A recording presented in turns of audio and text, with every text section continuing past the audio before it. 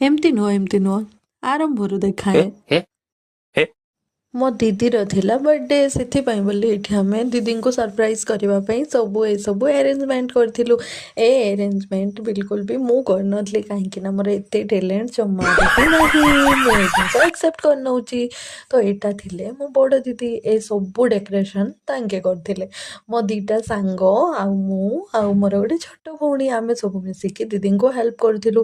ଆରେ ୟାର ବହୁତ ଟାଇମ୍ ଲାଗିଥିଲା କିନ୍ତୁ ଏତେ କମ୍ ଟାଇମ୍ ଭିତରେ ଦିଦି ଏତେ ସୁନ୍ଦର ସଜେଇଥିଲେ। ଦେଖନ୍ତୁ ଏଠି ଦିଦି ଆଉ ଜିଜୁଙ୍କ ଫଟୋ ଥିଲା, ତା ସହିତ ବେଲୁନ୍, ଲାଇଟ୍, କେକ୍, ବ୍ୟାନର ଭାଇ ଭାଇ ଏତେ ସବୁ ମୋର ତ ଦେଖିକି ପୁରା ମୁଣ୍ଡ ଖିରଖିର ହେଇଗଲା। ବାକି ଏଇଟା ସବୁ ସଜେଇଲା ପରେ ବହୁତ ହି ସୁନ୍ଦର ଲାଗିଥିଲା।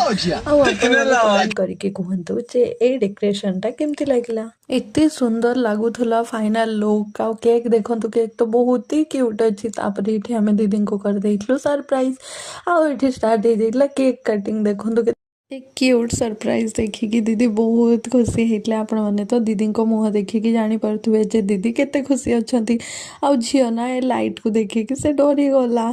ଛୋଟ ଛୁଆ ନା, ବାକି ଦିଦି ବହୁତ ହି ଖୁସି ଥିଲେ। ଆଉ ତାପରେ ଏଠି ଦିଦି କେକ୍ କଟିଂ କରିଦେଇଥିଲେ। ତାପରେ ମୁଁ ଏଠି ଦିଦିଙ୍କୁ ଟିକେ ହେଲ୍ପ କରୁଥିଲି କେକ୍ କାଟିବାରେ, କାହିଁକି ନା ଦିଦି ଏକା କାଟି ପାରୁନଥିଲେ। ତାପରେ ମୁଁ ଦିଦିଙ୍କୁ ଟିକେ ହେଲ୍ପ କରିଥିଲି। ଆଉ ତାପରେ ଦିଦିଙ୍କ କାମ ଦେଖ ସେ କ'ଣ କରୁଛନ୍ତି, ଏଠି ଜଣଙ୍କ ପରେ ଜଣେ ଜଣଙ୍କ ପରେ ଜଣେ ଜଣଙ୍କ ପରେ ଜଣେ କରିକି ଦିଦି ସମସ୍ତଙ୍କୁ କେକ୍ ଦେଇଥିଲେ।